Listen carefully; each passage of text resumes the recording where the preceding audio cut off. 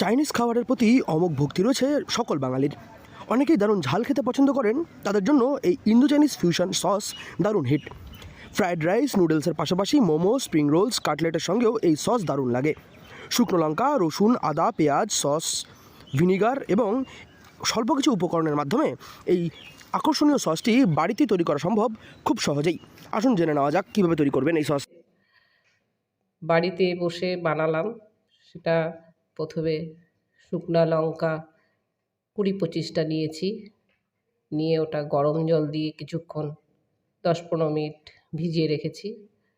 তারপর আদা কুচালাম, রসুন কুচালাম একটু, আর পেঁয়াজ কুচালাম, গোলমরিচ নিলাম 10-15টা, নিয়ে তারপর ভিনিগার নিয়েছি। প্রথমে পেঁয়াজ কুচনো, আদা, রসুন, গোলমরিচ একসঙ্গে হালকা করে ভেজে নিতে হবে। এবার শুকনো লঙ্কা দিয়ে গরম জলে বেশ কিছুক্ষণ রেখে দিতে হবে শুকনো লঙ্কাগুলিকে।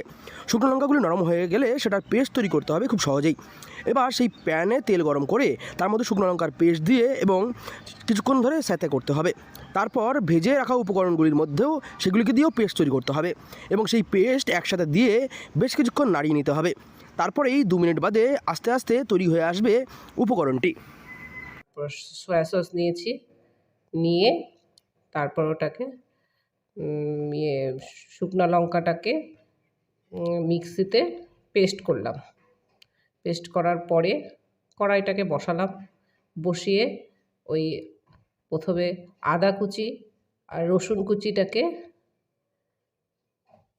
পেঁয়াজ কুচি, গোলমরিচটাকে দিয়ে ভেজে ওটাকে আবার মিক্সিতে দিয়ে পেস্ট করলাম। তারপর দুটো পেস্টকে একসাথে করে ভালো মতন কিছুক্ষণ নাড়িয়ে নিতে হবে। এরপর সবশেষে স্বাদ মতন নুন, চিনি, ভিনেগার এবং সয়া সস দিয়ে ভালো করে মিশিয়ে রান্না করতে হবে আরও কিছুটা সময়। আনুমানিক 2 থেকে 3 মিনিট রান্না করতে হবে ভালো মতন করে। তাহলে এই প্যানের সসটি গাঢ় হয়ে তেল উপরে ভাসতে থাকবে। সবশেষে আবারও অল্প ঘেটে নিয়ে একটি বাটিতে নামিয়ে ঠান্ডা করতে হবে সসটিকে। তাহলে এই সসটি একেবারে তৈরি হয়ে আসবে খাওয়ার জন্য। তারপরে একটি কন্টেনারে এটাকে সংরক্ষণ করে রাখতে হবে দীর্ঘদিন পর্যন্ত ব্যবহার করার জন্য। ওটাকে পেস্ট আর এটা দিয়ে ওটাকে কড়াইতে দিয়ে ওটাকে ভাজলাম। ভেজে একটু পরে আবার ওই সোয়া সস আর ভিনিগার ওটার মধ্যে দিয়ে দিলাম, দিয়ে আর একটু নাড়লাম, নেড়ে একটু ঢেকে রাখলাম। ঢেকে উঠিয়ে রেখে ওটাকে একটু লবণ মিষ্টি দিলাম, দিয়ে একটু টেস্ট করে দেখলাম যে কেমন হয়েছে। না, ঠিক আছে, খুব একটা খরচ হয়নি, আমার ঘরে যেটা ছিল সেটা দিয়ে বানিয়েছি। এই পদ্ধতি মেনে খুব সহজেই বাড়িতেই তৈরি করতে পারবেন রেস্তোরাঁর মতন আকর্ষণীয়, সুস্বাদু কিন্তু ঝাল শেজওয়ান সস। কোচবিহার থেকে সার্থক পণ্ডিতের রিপোর্ট, লোকাল 18 বাংলা।